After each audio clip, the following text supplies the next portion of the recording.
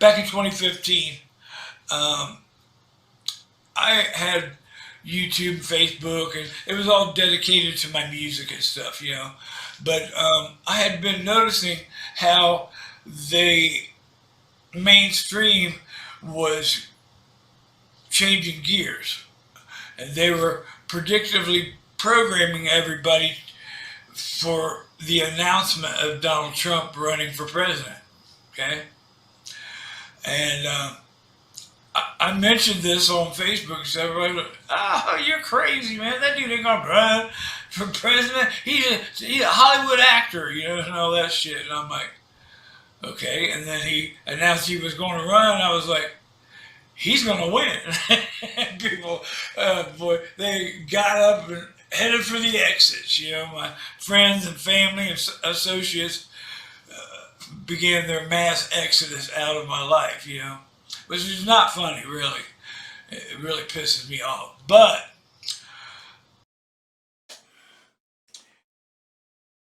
back in 2015, I registered to vote for the very first time in my life. That was 9 years ago. Man, 9 years. I'm 63 now.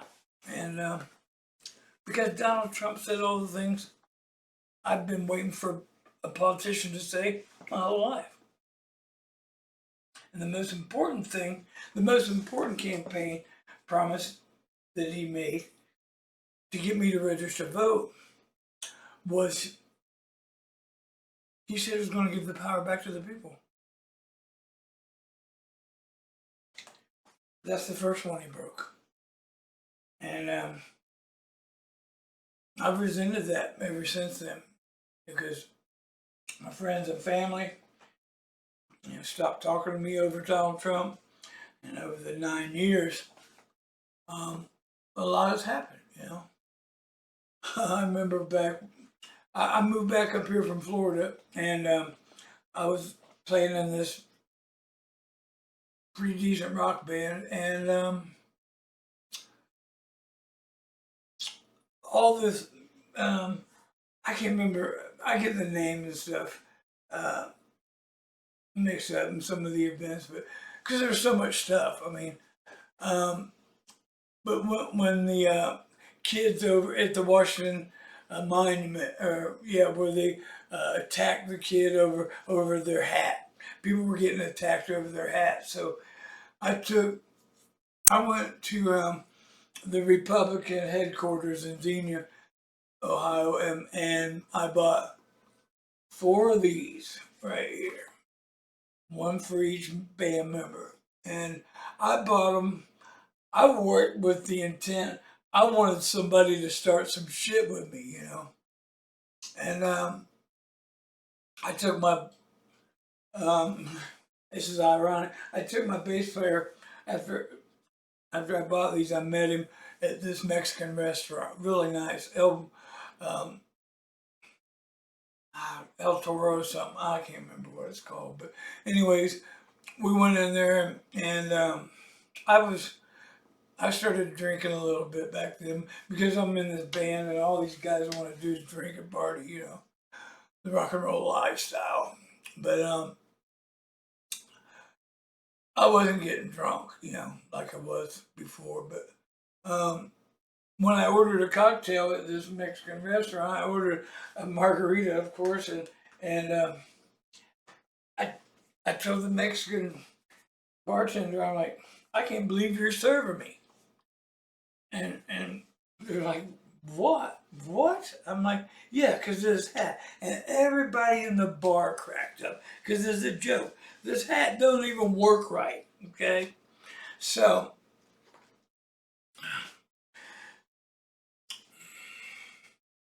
because my kids more talk, they're all adults, so you know it's on them now. But it still doesn't take the pain away that because I wasn't in their life, they let their employers and force them into taking the fucking vax.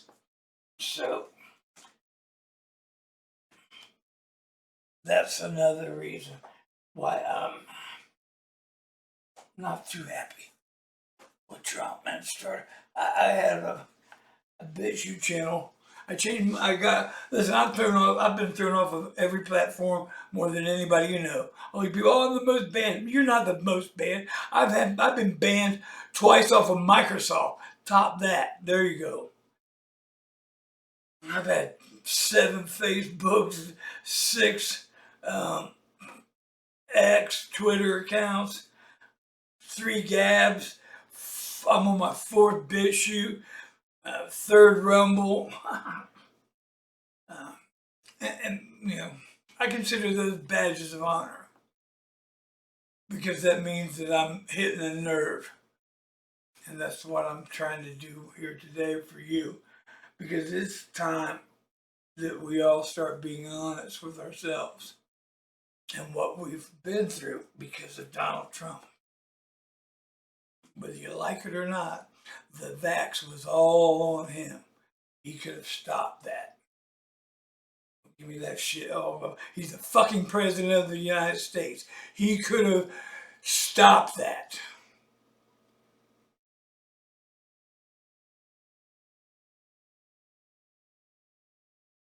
I had one eviction right before um,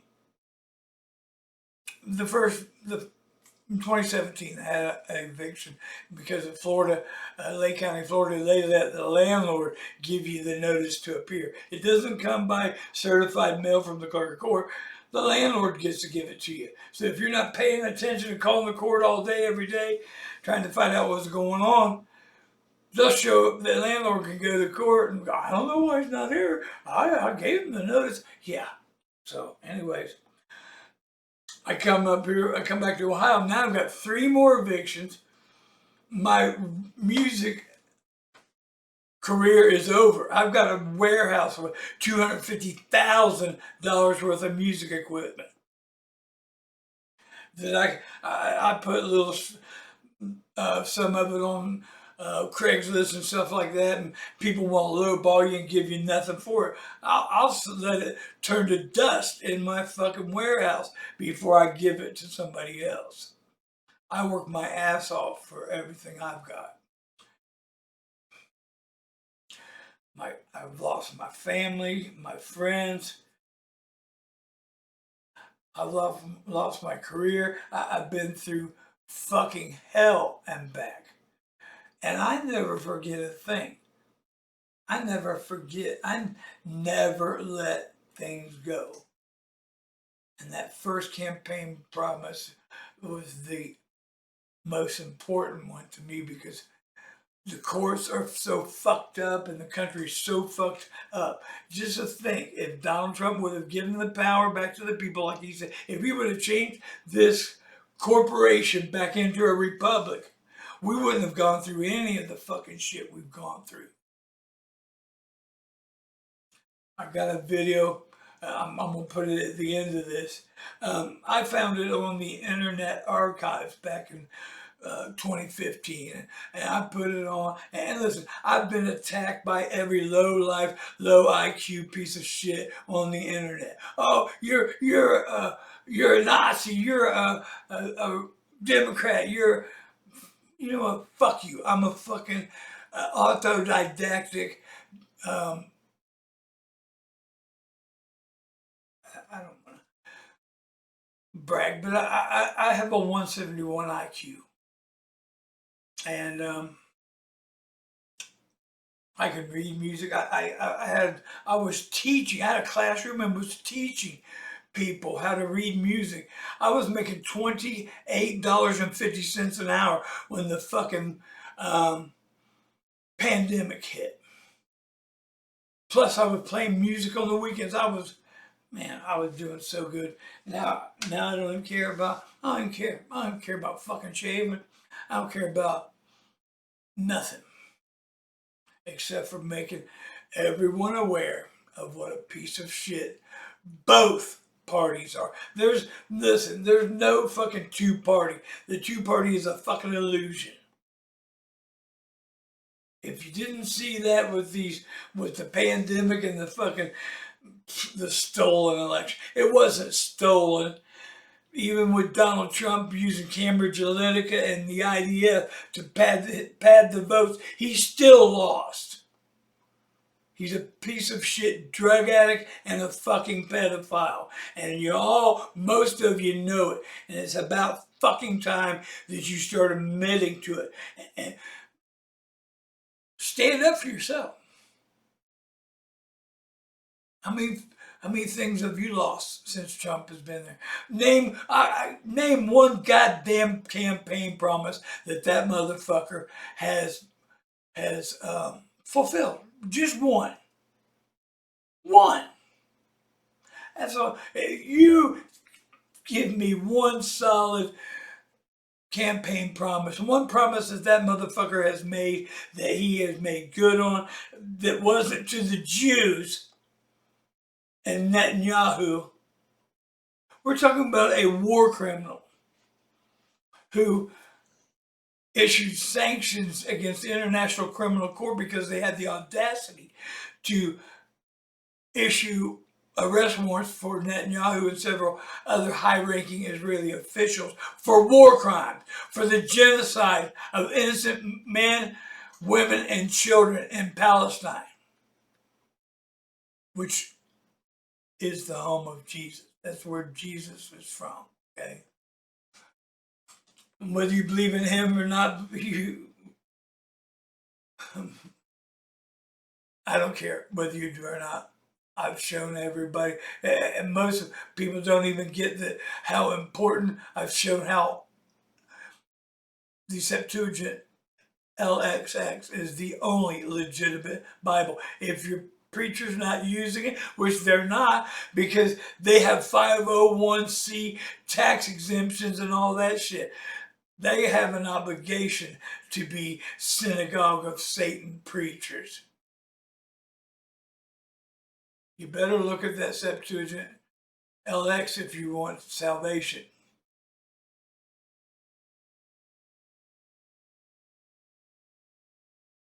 I don't even know what to say. But I've gotten very good. When people attack me, it's only about 3 or 4. I've got it down to about 3 exchanges. They say something that is just rude as hell, and then I fire back, and they fire one more. I fire one more. Boom, they block me. Because I'm getting really good at this. Because I'm getting fucking tired of it. Nobody has no goddamn receipts. Nobody has no fucking sense. They'll. Here's the truth, and you're not gonna like this, but Q and Trump and the whole Jewish campaign team. I mean, there was nearly 40, 50 Jews got him in office. Okay, they targeted the middle and lower class because, for one, they're hardworking Americans that really just want to go try to keep their fucking house payments and shit. They're not the smartest people on earth, period. You can tell by how many racists there are. Listen, I don't like the Jews at all because they think they have a right to kill everybody. Fuck that. They're murderers. They're warmongers. They're running this country. They have kept us all as poor as can be for since the beginning of this country. But what are you achieving by using the N word and calling Jews kikes and all? What are you? You're not exposing them. You're exposing yourself for being a fucking dumbass. And you're exposing yourself to hate speech crimes and all that shit. You may not care about that. And it may not make no difference in the end. But I know when I go before Jesus Christ, I've got a clear conscience.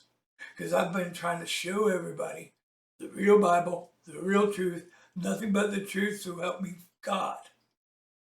Integrity is my only valuable asset, and that's the only thing that gets in that coffin with you when you leave. Y'all better wake up. When you come after me, I'm going to show you what time it is, I promise you. You need to watch this whole video to the end and then really sit down and think about the people that you've hurt, the people you've lost, and who did it to you. All in the name of Trump. Some of you may not care, but I care. My kids don't talk to me because of Trump. That's where it all started. And, and I was so gung-ho at the beginning, I didn't care.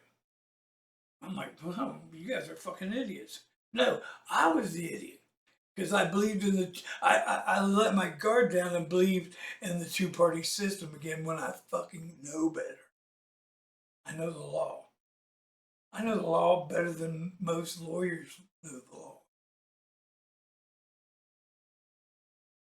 And no one's better at doing investigative journalism than me. Nobody.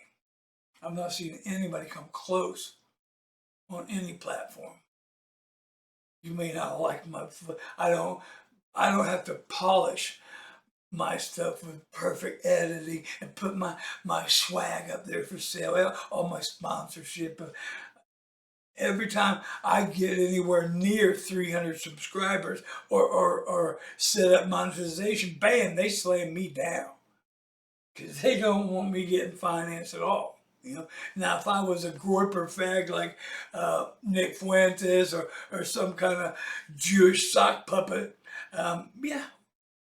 my music, I might have golden records, but I'm not that guy. I never have been, and I never will be. Imagine this, how free and relaxing it is not to care what anybody thinks. I don't care what you think about me. That's why these people, they say some slick ass shit, and then I fire right back because they're ready for somebody who just that's not me. In the day, I had the resources to show up on your doorstep if you did that. Back on Facebook days, I had somebody slick mouth me on Facebook, and I'd call them on their home phone and scare the shit. Hey, I'm on my way to 2535 Washington Avenue right now. But I'm not that guy anymore.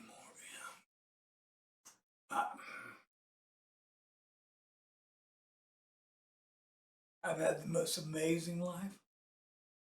I've got to do everything I ever wanted to do and all the things you wanted to do too. I mean, there's nothing left on my bucket list except for maybe establishing a relationship with my kids again. But, my kids are so fucked up now, but there's just no hope.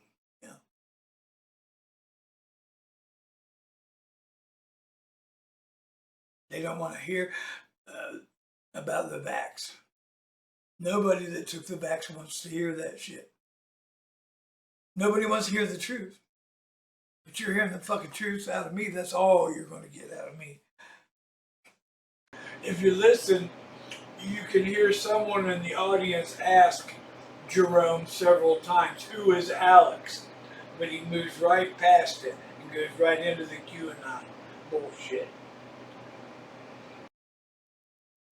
About 3 years ago, a group of generals came to me, and it was explained to me they were ready to conduct a coup d'etat.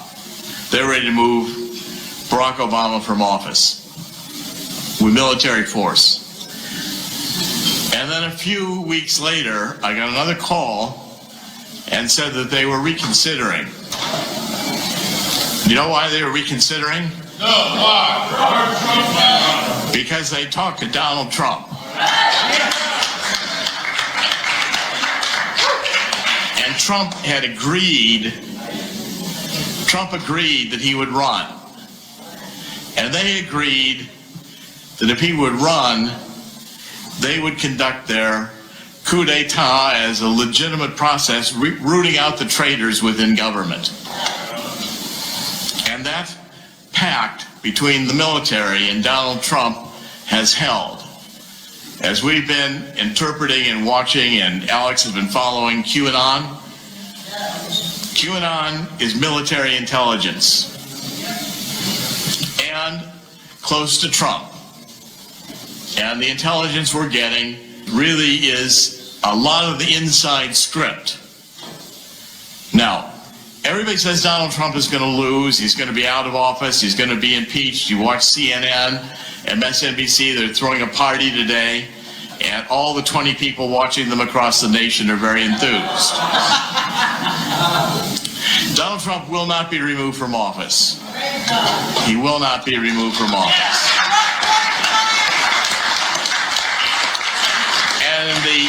And the counterattack he's going to launch, one or two facts that could change everything. Get a report from Michael Horowitz, the Inspector General, who details the corruption within the Department of Justice. Donald Trump is right. Maybe we should tear down the FBI building and start over again. Yeah. And if you take a look at the depth of this corruption, it's pervasive.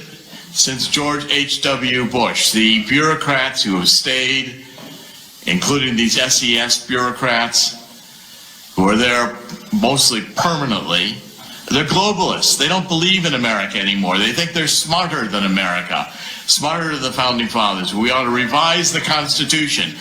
They are, there's a very simple word that describes what they are. Right. Traitors. Traitors. It's a capital crime. And I want to predict to you here today that when the tables turn, Donald Trump will be invoking military tribunals. And even Hillary Clinton and Barack Obama are going to be facing treason charges.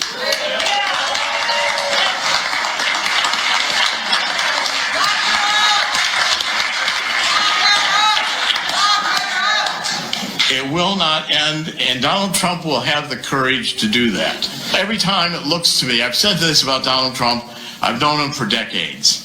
I said, Donald Trump always looks like he's going to lose until just before he wins.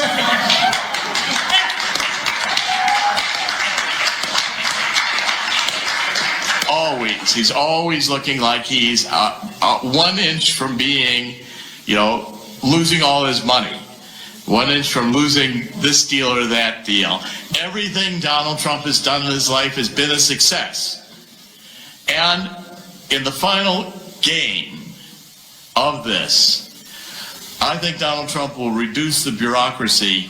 I'd say 95% would be good, maybe 100%, because the bureaucracy isn't specified in the Constitution.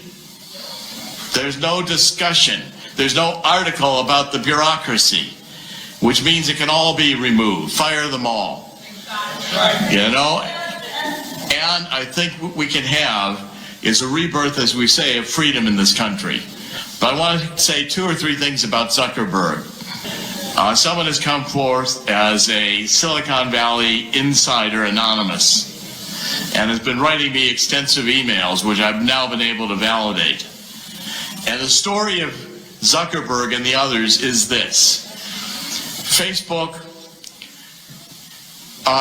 all of the major ones, Twitter, YouTube, Google, every single one of them is a creation of the CIA. They were funded by the CIA, and they were there. And by the way, they are all considered dispensable. Zuckerberg may not realize it, but he's in the ejection seat. And the button will be pushed and he'll be ejected out. But the real power in Silicon Valley is the infrastructure of the internet. It's the Oracles. It's the Microsofts, the Sun Microsoft systems. These are the tracks, the railroad tracks on which the internet runs. The bridges, the infrastructure. And the people who are really controlling Silicon Valley are the Larry Ellisons. These are the people you know less about because they're not the front men. You know, Zuckerberg is dispensable. Eric Schmidt is dispensable. Google is dispensable.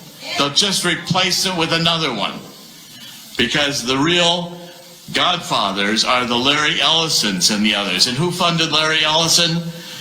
The CIA, the military-industrial complex, moving in with Lockheed and the others wanting the creation of a new generation of electronic hardware for the military. And in the process, and that started going back into the 50s.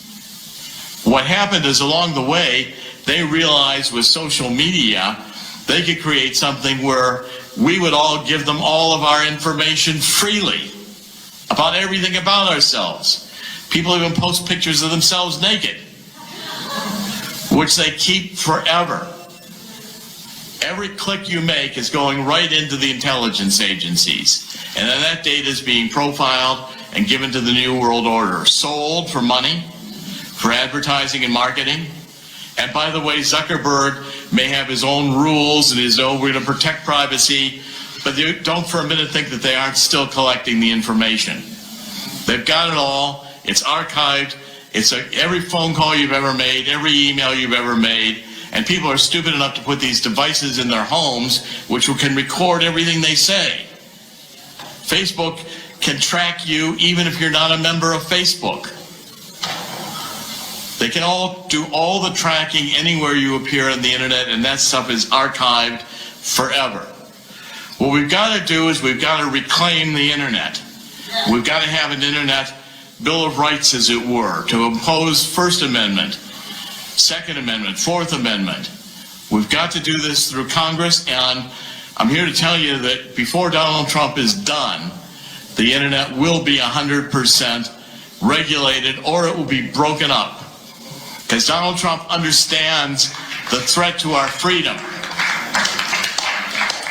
The threat to our freedom every one of us face with this information is so massive control that never occurred to George Orwell or Aldous Huxley that this could happen. But I'm here to say that in conclusion of all this, the same conclusion in the book I've just written in Killing the Deep State, it ends, in the end, Donald Trump wins. And never forget that in the end, God wins. Thank you.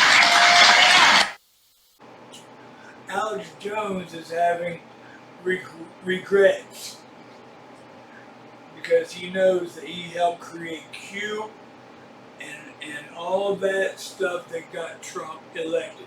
This is election tampering right here at the highest level. And about 3 Facebook accounts ago, I was outside at my house working on my motorcycle, and this young couple walked up in the alley there and asked me if I wanted to buy a katana. And I'm like, no, I don't need swords. I have weapons, real weapons, you know. Well, they were talking some stuff. They were pretending that they were brother and sister, and they were trying to sell the sword because they were homeless and needed food and stuff. So I assumed, what they were saying was true. So anyway, the next day, the girl stopped by herself and said, they weren't able to sell the sword, and she was still hungry and all that. I said, well, and I was back outside working on my motorcycle. But I said, if you come by in a few hours, after I put all these tools and stuff away, I'll be cooking dinner, and I'll feed you, So she showed up right about, they were probably watching, but she showed up right about the time I put the tools away and everything. And when I went in the bathroom to wash my hands and stuff, she asked me if she could use my phone, and her brother showed up. She called her brother, invited him to dinner. He shows up and he's kissing her on the lips and everything, and I'm like, okay. So you were lying about that, playing a game. I understand, you know. So at the end of dinner and everything, I should have been watching these people closer. This is my fault. I allowed this happen. I'll let my guard down. But they asked me to play a song on the guitar. And while I played this song on the guitar, they were talking about how she had just celebrated her 18th birthday. And they were like hanging on this for way too long, you know. And I looked at them, and she had her purse up over her shoulder and stuff, and they were looking at the door like they were getting ready to run, you know. And I set the guitar down. As I was setting it down, they're like, well, we got to go. And I'm like, hey, wait, where's my cell phone at? And boom, they were gone. So I went down to the local gas station, and all I knew was her first name. And this is like 1 o'clock in the morning. And 3 out of the 4 people at the gas station at that hour of the night, or that hour of the morning, knew who I was talking about and exactly where she lived. And cocksuckers are so fucking dirty these days. I had to actually pay somebody $20 to get that information from them. That's how scummy people in Drexel, Ohio are, and around the world.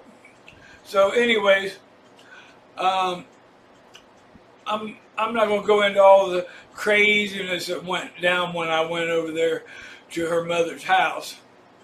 But they,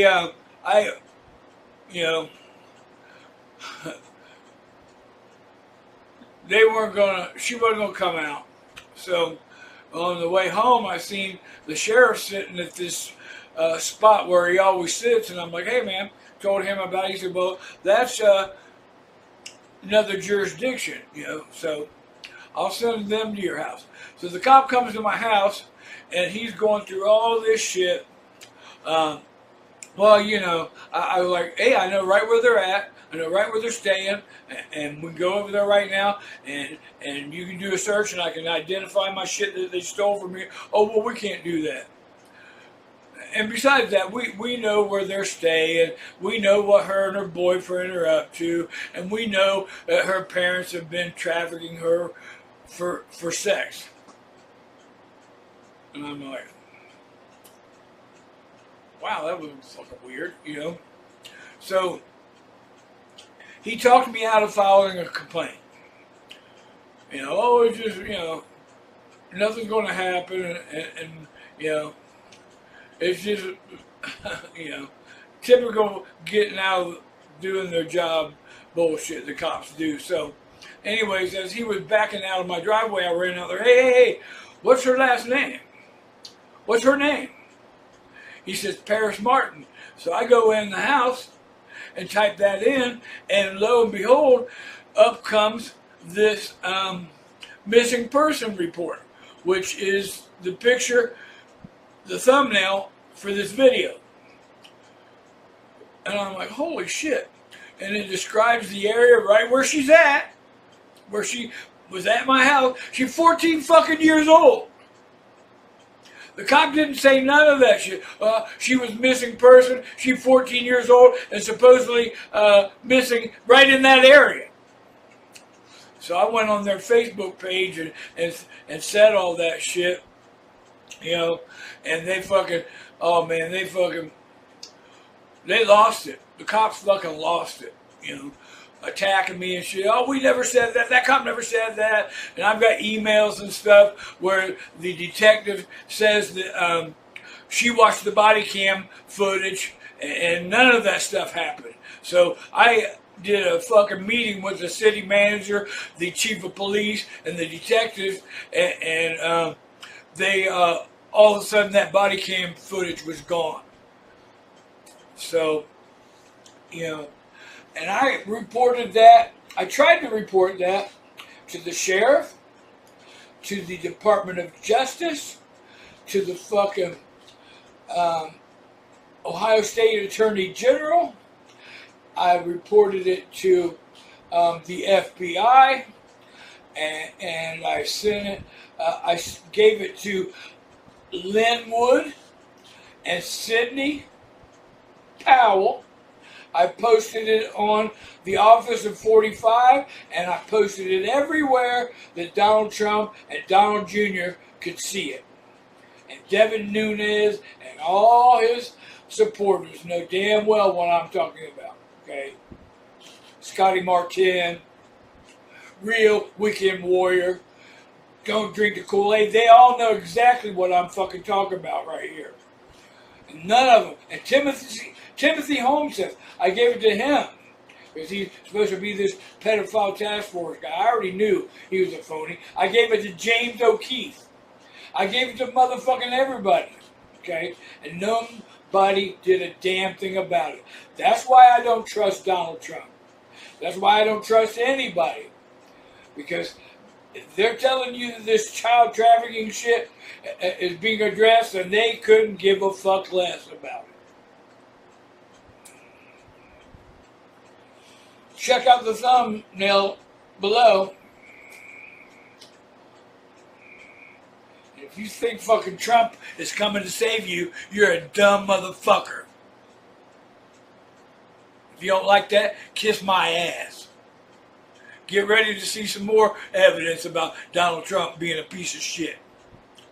Deep, not neck deep, in this sex trafficking, molesting, raping underage girls and kids, then this video is for you. We're going to go all the way through all the muck, all the way back through Trump's history. You're going to be convinced that Donald Trump is a pedophile. So let's get started with this first video. The mainstream media, the Jewish media, released this video trying to say, oh, Trump knew Epstein years ago, but he's not affiliated with him now. Is for sex trafficking. He has pleaded not guilty. The president says his relationship with Epstein was no different than anyone else in their elite circle. Well, I knew him like everybody in Palm Beach knew him. He was a fixture in Palm Beach. I don't think I've spoken to him for 15 years. Yet, a tape in the NBC archives of a Mar-a-Lago party shows Trump giving up. Both of them. So let's get started. We got a lot of information to cover here. First off, if you were not tuned into the Truth Movement in 2016, you didn't know where to look, you didn't even hear a word about this Trump escorts. Trump ran an escort agency. That's right, President Pimp. The Trump escort scandal. Did you know Donald Trump's beloved brand name was used for a high-end escort service? You'd think with all this talk about Donald Trump being a misogynist that some left-wing outlet would have picked up on this story. For most of the presidential campaign, the only media outlet to cover the story was Red State. You didn't hear a word about this in the Jewish media. The domain name, which was acquired in 2007, now redirects to Mystique Companions, the new name for Trump escorts. Almost nothing on the site has changed besides a logo. The new domain name was purchased at the end of October, and Trump escorts was rebranded in November of 2015. While Donald was in the heat of his primary battle, he covered it up while he was running for president. If you don't believe me, take a look at the Internet Archive of the site from October 2015. And that's where we're going next. Let's have a look. Here it is. This is a Twitter archive. Truthers just went digging and posted all their stuff here. There's all kinds of information here. Very salacious. I want to show you this. Who is that? Who's that woman? That looks like a younger Melania Trump. Let me just read a paragraph here. Our ultimate aim is to ensure both you and the model have a wonderful, beautiful experience together. To help select the most appropriate model to join you, we'll consult with you about your preferences and ensure your perfect woman is available. Trump was a pimp, people. Now here's Mystique Entertainment, and I want to show you one more thing here. Very important. Okay, they tracked the domain name registered to Trump Towers. We have 52 historical records for TrumpEscorts.com. The oldest record dates back more than 9 years. And this was in 2017. So Trump was at it for quite a while. This is what I want to show you. Models available for New York City. Veroni Martel. Okay? And there she is. When the site changed its name to Mystique Entertainment, there's Veronica Martel. And there she is there. Born and raised in New York, Veronica Martel. There's one more piece of information that somebody found right here. Veronica has performed for President Donald and Melania Trump, former President Bill Clinton, and Secretary of State Hillary Clinton. His Royal Highness Prince Albert of Monaco and Princess Charlene, Regis Philbin, and Joy Philbin, just to name a few. So the mainstream media, the Jewish media, didn't touch this story, but it is undeniable that Trump ran an escort service, people. And it's corroborated in this. The many scandals of Donald Trump, a cheat sheet. Let's just blow through this real fast. Last week, a few days before Trump's inauguration, former apprentice contestant Summer Zervos sued him in New York State, accusing the president of defamation. Zervos was one of several women who accused Trump of sexual assault or misconduct prior to the election. She claims that he kissed her and pressed his genitals against her non-consensually. Trump denied those claims, so Zervos sued him for defamation. And then here, sexual assault allegations. Even before the release of a 2005 video in which he boasted about sexually assaulted women, grabbing them by the pussy, you can do anything. I just start kissing them. It's like a magnet. Just kiss. I don't even wait. When you're a star, they let you do it. You can do anything. There's a long line of allegations against Trump. Jill Harth says Trump assaulted her in the 90s. Former Miss Utah, Temple Taggart, said he kissed her on the lips inappropriately. But since the release, more women have come forward.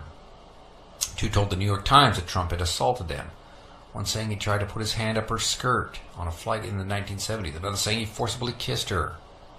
A Florida woman says Trump groped her. A former People reporter recounted an alleged assault at his Mar-a-Lago estate, saying he told her, "You know we're going to have an affair, don't you?" Several former teen pageant contestants said Trump walked in on them while they were naked or partially dressed. This guy's a pig. This guy's a pig. Beauty pageant scandals. After years of attending beauty pageants, Trump seems to have always enjoyed the company of beautiful, scantily clad women. He decided he wanted to get on the business himself, meeting with George Horney and Jill Harth, a couple that ran the American Dream pageant. Harth and Horney alleged that Trump started making passes at her almost immediately. On one occasion, Trump allegedly asked them to bring some models to a party. Harth alleges Trump groped her.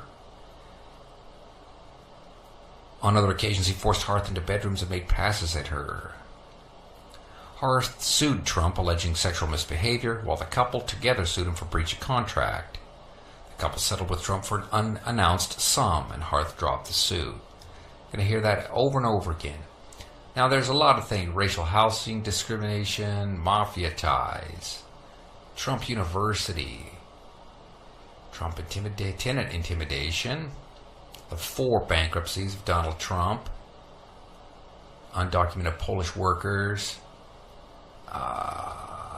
breaking casino rules. Just look at this guy's rap sheet, man. He's a scumbag, people. He's a scumbag. Just one thing I want to show you: refusing to pay workers and contractors. Trump Institute, buying his old books, right here at the bottom. Undocumented models. Former models who work for Trump Model Management say that they and others worked for the agency in the United States despite not having proper permits. Some of them worked on tourist visas, either never getting the correct permits or else getting them only after working in the U.S. illegally for months. Okay, he's running a beauty pageant. What's he doing? He's recruiting women and girls for his escort agency. And he's paying them under the table because they're hookers. It's illegal, right?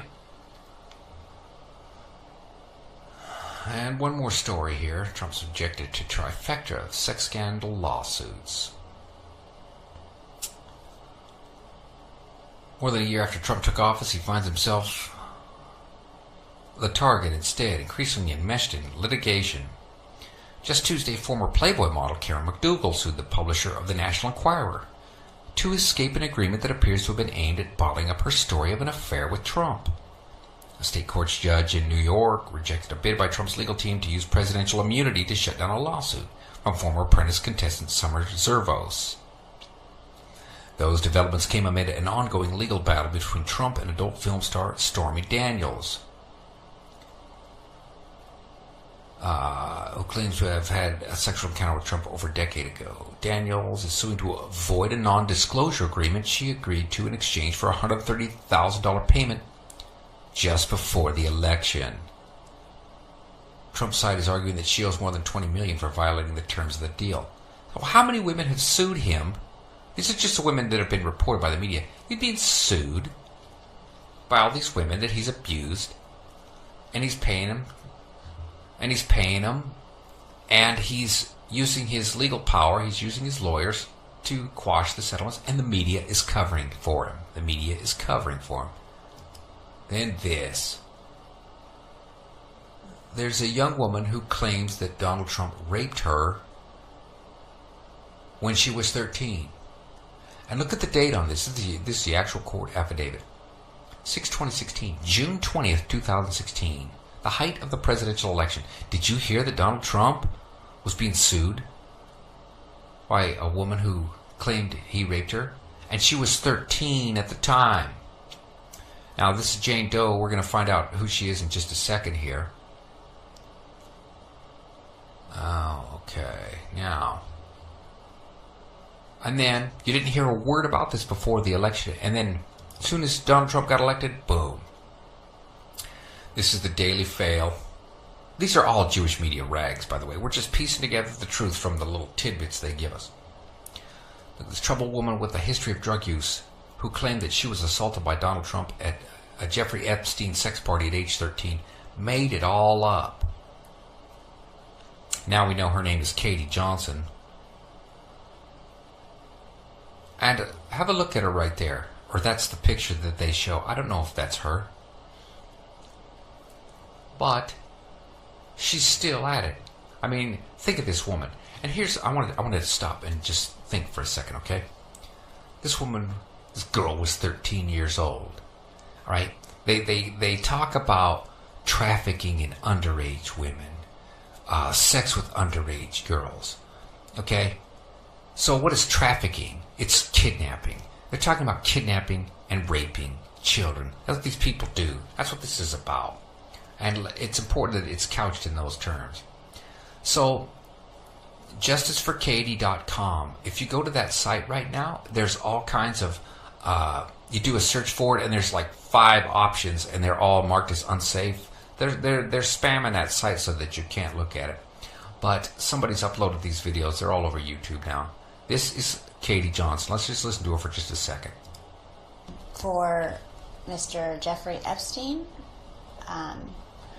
there was about 3 or 4 times that I had encounters with Donald Trump. I was 13. The first time that I met Donald Trump was at and I a don't party think this at is the woman Jeffrey pictured in the Epstein's Daily Mail. I think they mansion. just, got a woman who looked kind of sleazy, kind of rough. There was a rough life an orgy and going on, picked her. and he was kind of watching off. I believe this woman. I do. I think that Donald Trump raped that girl. I do. You may not believe that right now, but let's just continue on here.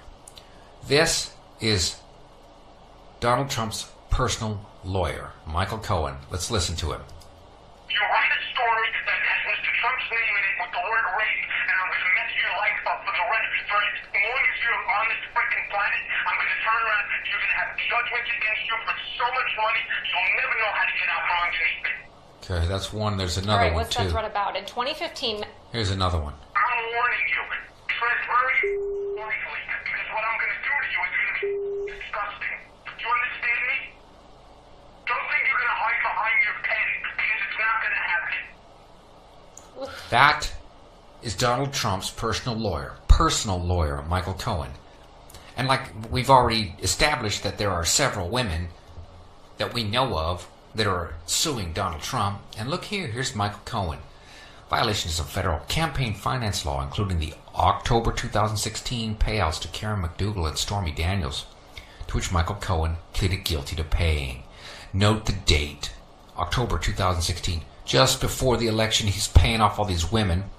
He's using his strong-arm tactics and his legal power to shut down these allegations that Trump is abusing and raping women. Let's read a couple paragraphs here. Michael Cohen, former personal lawyer to President Donald Trump, leaves federal court after reaching a plea agreement in New York, August 21st, 2018. Now, one more thing, okay? All these people, all the victims of the Trump administration, oh, it's that witch hunt from Robert Mueller and the Russian collusion. It's the Democrats after the Trump administration. That is bullshit, people. That is just bullshit. Okay? First off, Robert Mueller was head of the FBI on 9/11. You think he's not a part of this cabal? The whole Russiagate story is just a cover-up for this unfolding sex scandal. Okay? So let me just read. On December 12th, Trump's former personal lawyer, Michael Cohen, was sentenced to 36 months in prison after pleading guilty in August to 8 federal crimes, including 2 large payoffs to silence women who claimed to have had affairs with Trump in violation of federal campaign finance laws.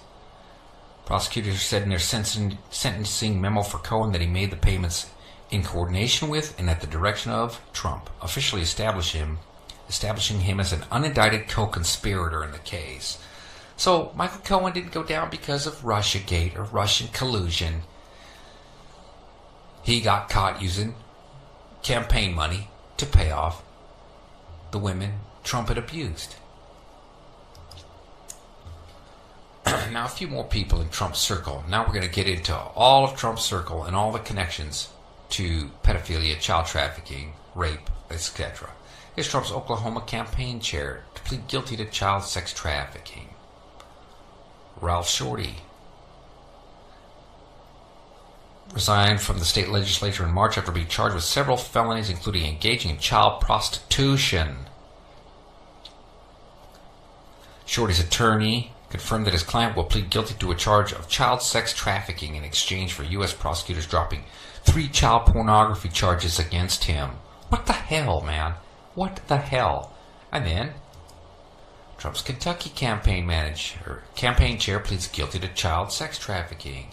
That's him on the right. That's Dennis Kucinich or whatever the fuck his name is. Scumbag. They're all scum, people. Okay?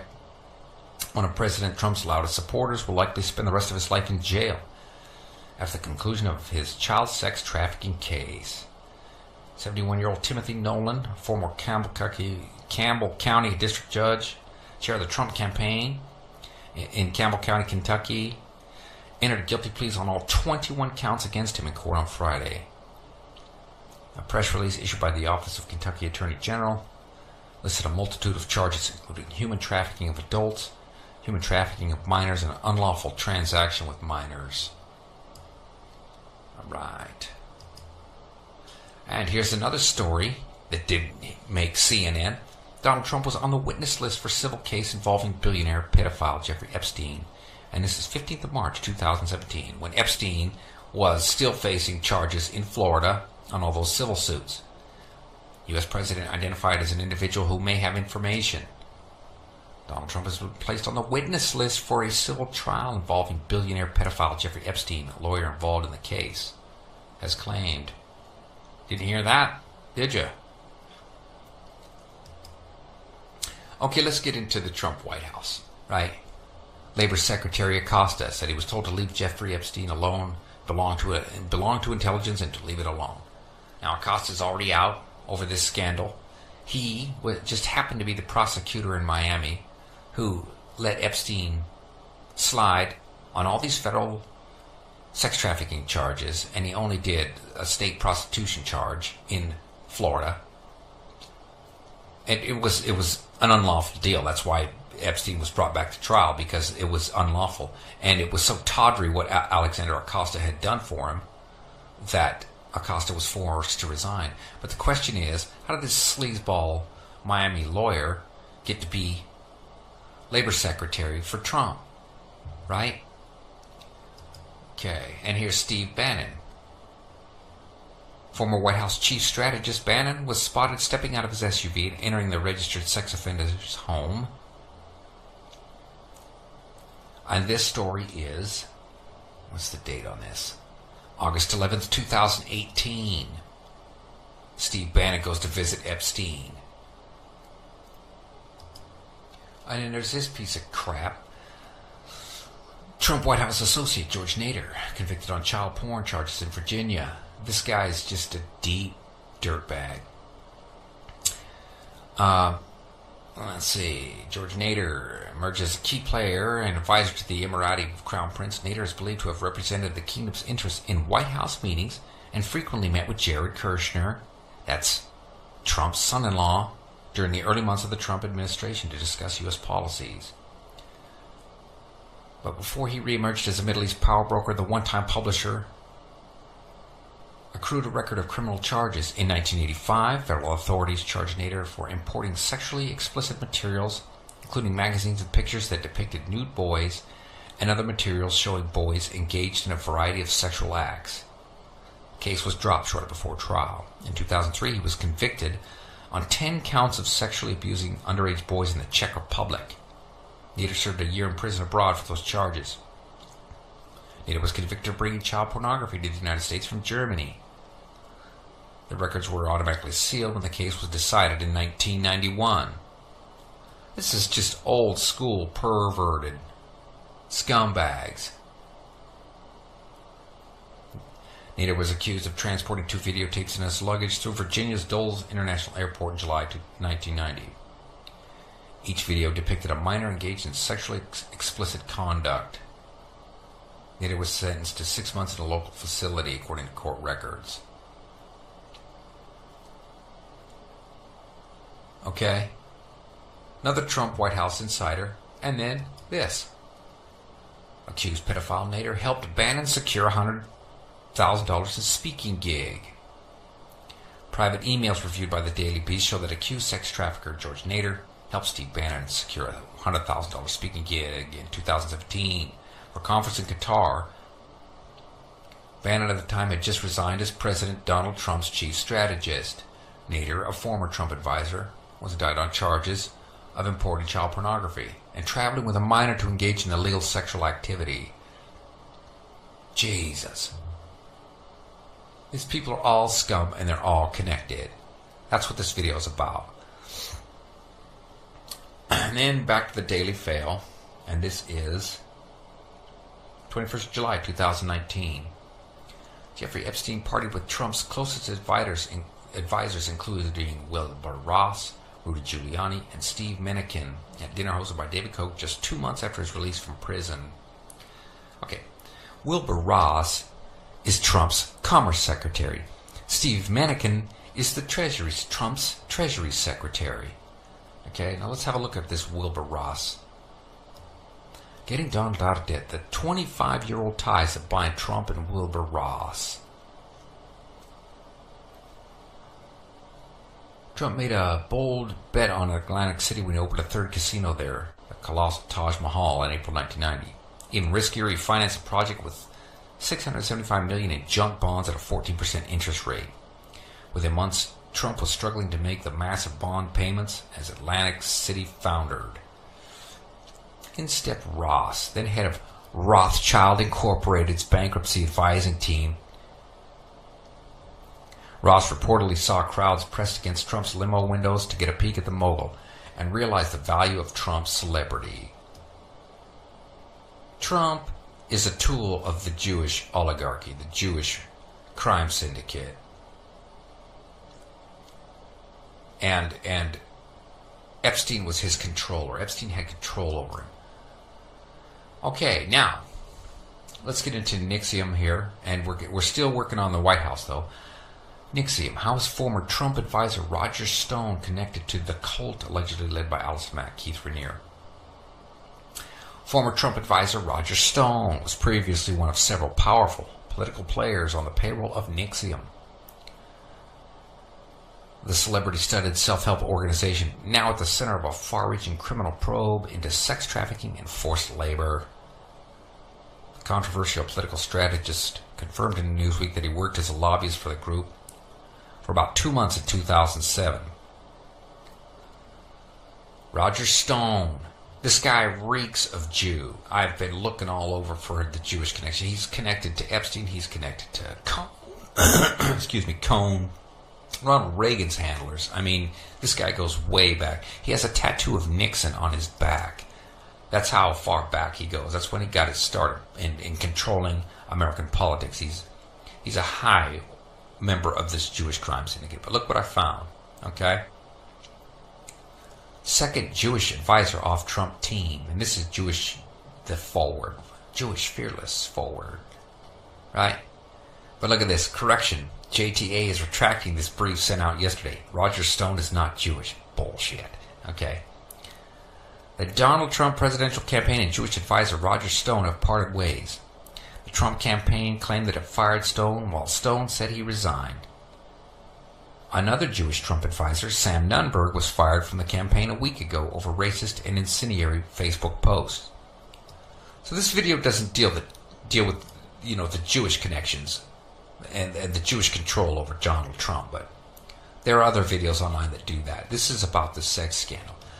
But here goes Roger Stone. He's finally arrested.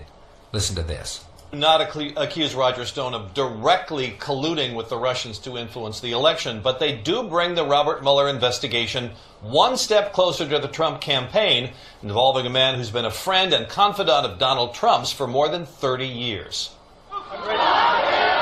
Roger Stone was defiant after and there he is acting out. He's acting like this martyr, where FBI agents arrested him. Like he's a sacrificial victim of this Mueller Russiagate bullshit. It's bullshit. They're investigating the Jews in control of the Trump administration, and Roger Stone is one of their targets, and they've got him on some charges. But did you notice that commentator said, "Oh, his friend and confidant for 30 years"? These are Trump's Jewish handlers. This is the crime syndicate behind Trump and the Clintons and this entire government, people. Okay, William Barr, the Attorney General. During Attorney General William Barr's confirmation hearing, he was mostly peppered with questions about how he would handle the Mueller report. Senator Ben Sass's questioning, however, diverged from the pack. Sass asked Barr about the lenient sentence given out to billionaire pedophile Jeffrey Epstein. The future Attorney General told Sass he would look into the matter. This, however, was not the first connection between Barr and his family and the disgraced pedophile.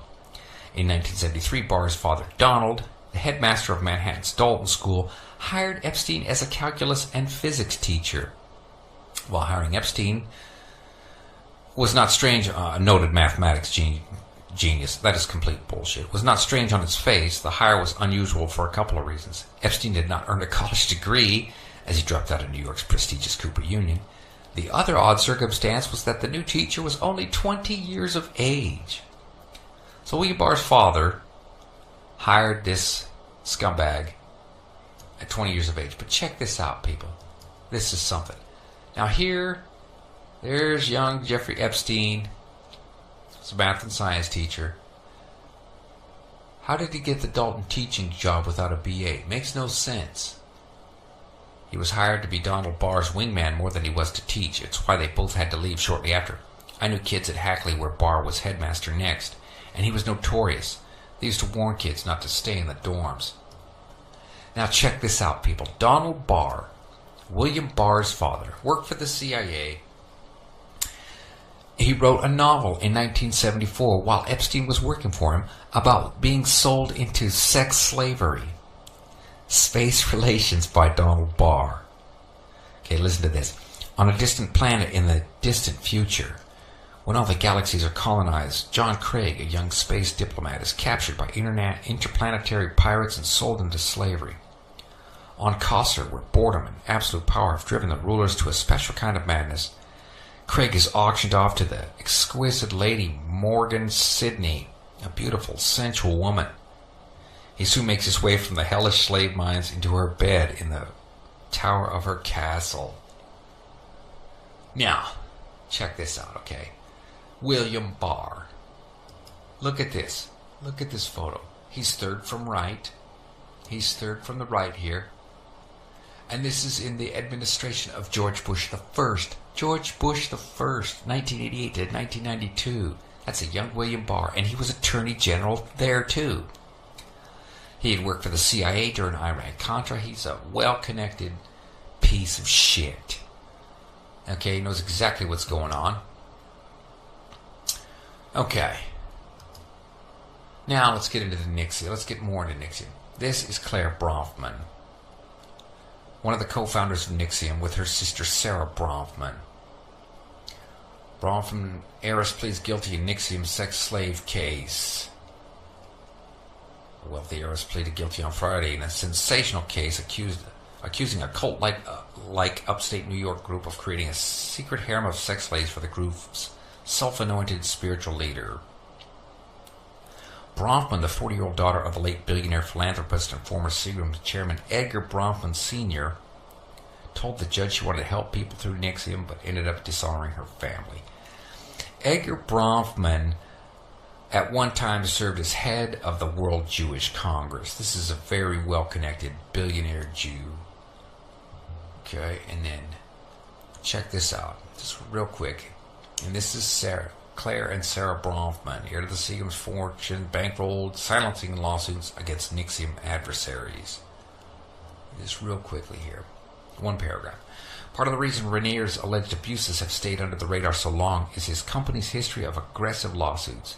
Ex-members say they were used to silence and intimidate whistleblowers. Over 15 years, the company launched countless legal fights in Canada and the U.S. for everything from breach of confidentiality agreements and defamation to criminal mischief, hacking, and extortion. Many of those lawsuits have been made possible thanks to two of NXIVM's wealthiest and highest-ranking members, Claire and Sarah Bronfman. As heiresses to the Seagram's whiskey fortune, the sisters have funneled untold millions into what one ex-member facing legal action called a litigation machine. Okay, and we've seen this litigation machine, right? Michael Cohen, all the lawsuits against Trump. And behind it all is the Jewish media protecting these people. We didn't hear a word about this until finally somebody got busted. What was her name? Allison Mack, that skank that got busted. And then this case got... Now they're reporting it. They're talking about this because they have to, not because they want to. Okay, now, Sarah Bronfman, right? One of the Bronfman sisters. Get this. Sues Trump International Hotel Condo Board over a $160,000 repair bill. Check this out. Okay. Sarah Bronfman is suing the Trump International Hotel and Tower Condominium, charging the building's board is unfairly forcing her to pay a $160,000 repair bill for water damage caused by a broken pipe. In papers filed in Manhattan Supreme Court, Bronfman says the pipe that burst in February 2013 was behind the wall of her condo on the 33rd floor and has never been altered. Sarah Bronfman, one of the co-founders of NXIVM, billionaire Jew, is living in Trump Towers, people, in February of 2013. She's living in Trump Towers. You think Trump doesn't have any idea what's going on?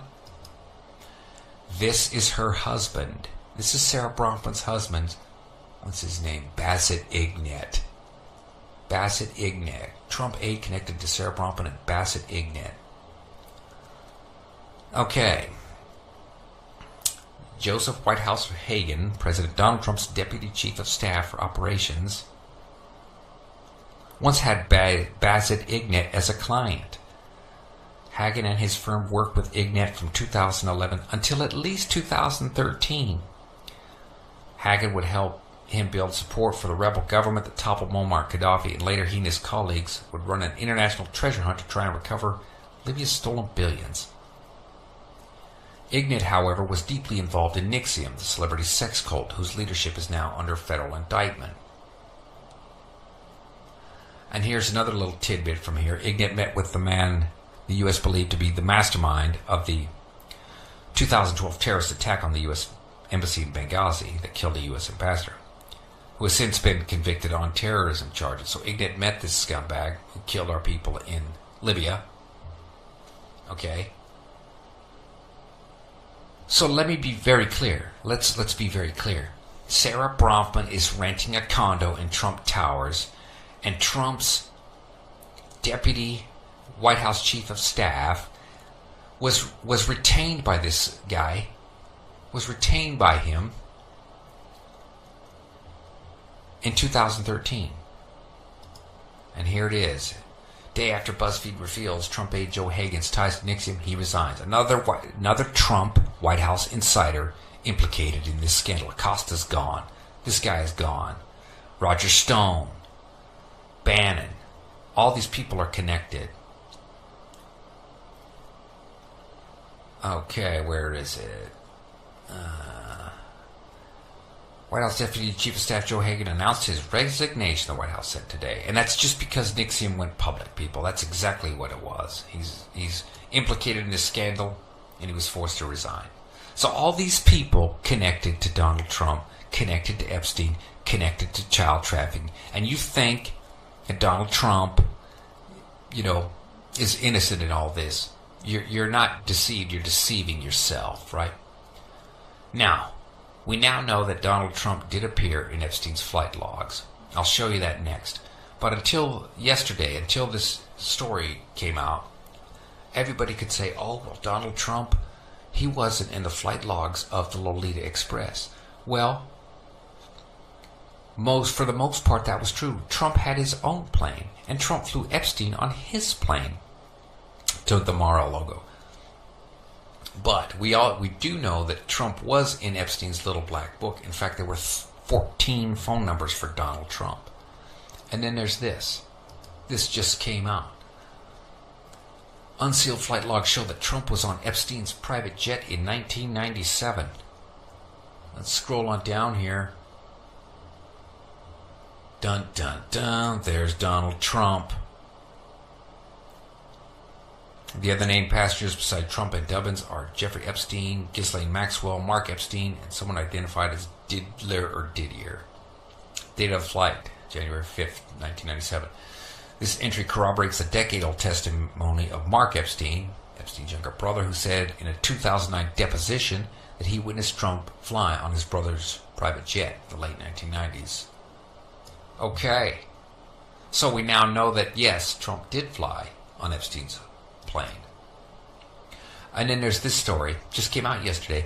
All these unsealed documents, and now that Epstein is, we'll talk about that, whether he's disappeared. He's on a beach in Tel Aviv. He's not dead. But that's another video. But this story.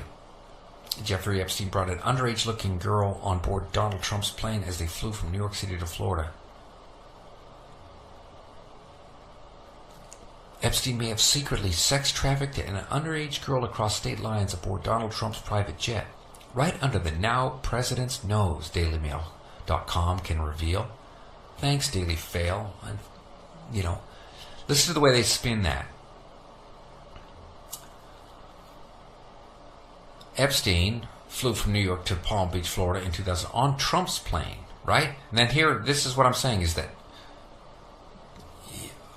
Trump didn't appear in the flight logs much for Epstein's plane because he had his own. Okay, now, after the Epstein incident in jail, okay, and if you think he committed suicide by hanging himself, then you think that he knelt down on the floor with these sheets made of paper and hung himself. Or, if you don't believe that, then they want you to believe that, oh, the Clintons got it. The Clintons infiltrated some commando team and executed and strangled Jeffrey Epstein in jail and snuck out. Okay? If anybody's going to have anybody killed, Epstein would have them killed. But watch how Trump plays this. Involved in Jeffrey Epstein's death? I have no idea. I know he was on his plane 27 times, and he said he was on the plane 4 times. But when they checked the plane log, Bill Clinton, who was a very good friend of Epstein, he was on the plane about 27 or 28 times. And with that, Donald Trump defended his decision to boost a conspiracy theory tying former U.S. President Bill Clinton to convicted sex offender and now deceased financier Jeffrey Epstein. And that's how they want the story to end. If you can't believe that Epstein committed suicide, and you shouldn't believe that because it's just ridiculous, then they want you to believe that the Clintons killed him. As long as you think Epstein is dead, they're okay with that. They snuck him out of jail. He's on a beach in Tel Aviv somewhere. So this video should leave no doubt that Donald Trump is intimately connected with Epstein, with this with all these child traffickers, child rapers, child kidnappers. And Trump is just as much a control tool of the Jews as the Clintons.